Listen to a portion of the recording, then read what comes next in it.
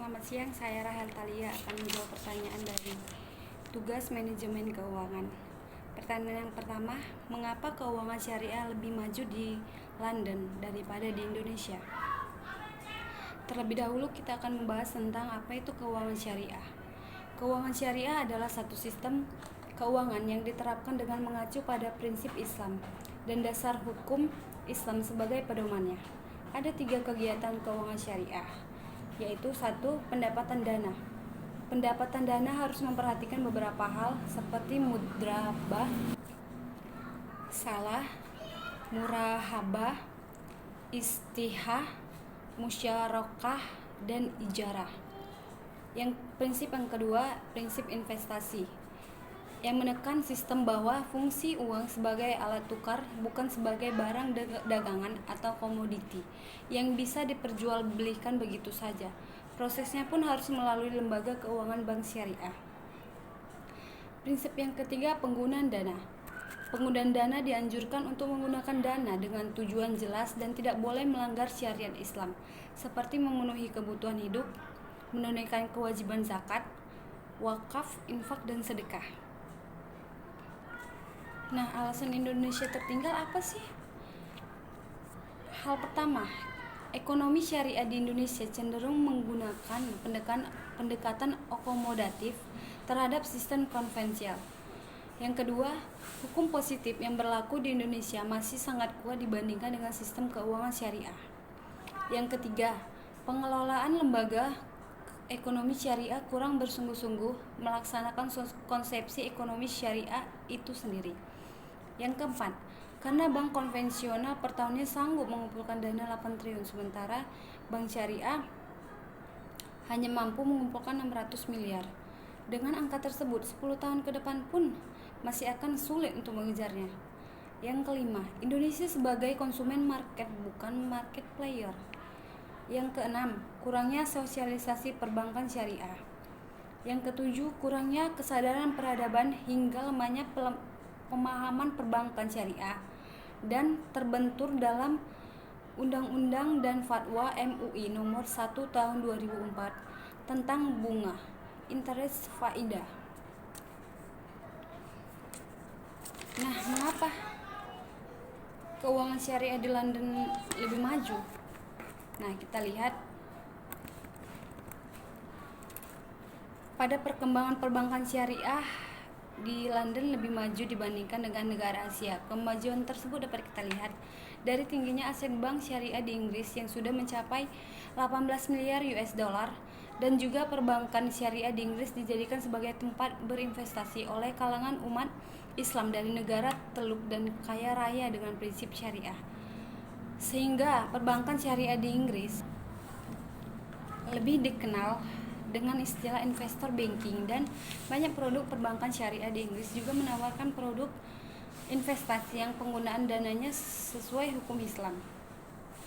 Sebagai salah satu pusat bisnis dan keuangan terbesar di dunia, tak kurang dari 100 perusahaan besar dari 500 perusahaan besar Eropa berlokasi di Inggris melalui ibu kotanya London.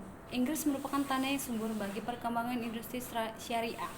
Ditandai dengan penobatan Inggris sebagai negara yang memiliki bank terbanyak bagi umat muslim dibanding negara-negara yang memiliki bank terbanyak bagi umat muslim barat lainnya.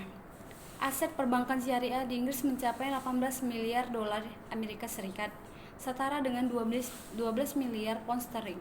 Dari total aset perbankan syariah global sebesar 778 miliar dolar Amerika Serikat pada tahun 2014, melebihi aset perbankan syariah di negara lain seperti Pakistan, Bangladesh, Turki, dan Mesir. Walaupun bukan berasal dari negara muslim, Inggris merupakan negara termaju dalam menerapkan ekonomi syariah. Sejak awal, perekonomian Inggris memang didasari dengan kesejahteraan sosial yang dipadukan dengan pasar bebas. Nah, alasan itulah yang membuat Inggris merasa cocok dengan sistem ekonomi syariah. Tidak ada satupun sektor yang bisa menghindari krisis global. Akan tetapi, keuangan syariah menunjukkan ketahanan yang sangat luar biasa.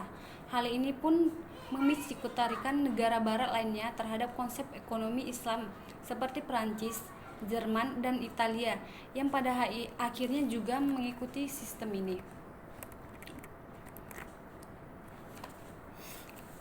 pertanyaan yang kedua, bagaimana sih prospek keuangan syariah setelah COVID-19? Nah, prospek keuangan industri syariah pada pasca COVID-19 ini dapat kita lihat dalam beberapa hal.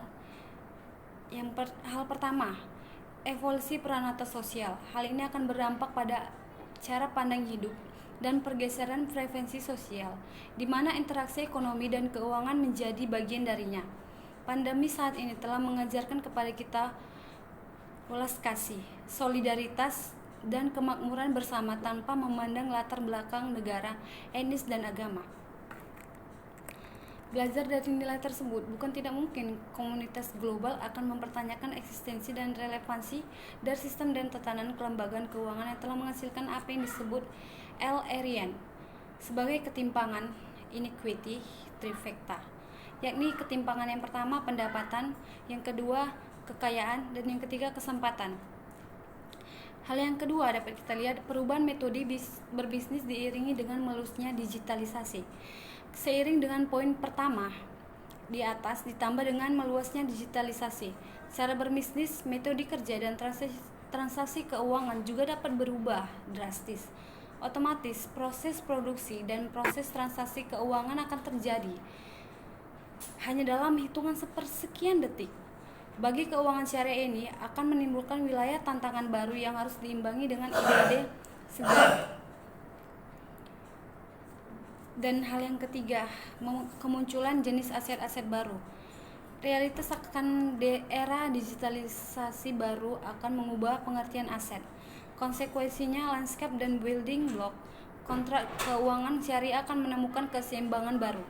Karakteristik DNA aset akan menjadi penting untuk menentukan parameter syariah sebuah transaksi keuangan syariah. Keempat, prospek lahirnya mata uang global baru.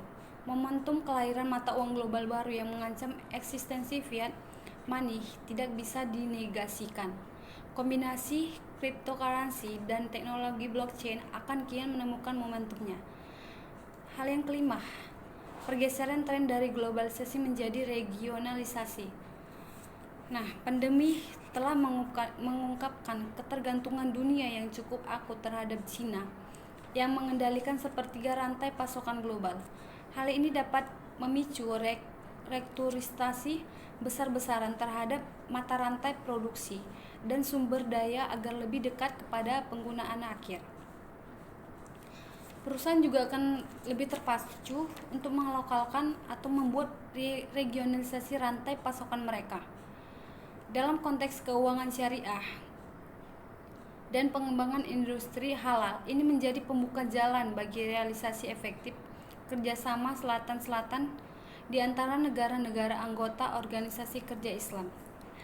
Nah, begitulah penjelasan tentang pertanyaan tersebut. Terima kasih.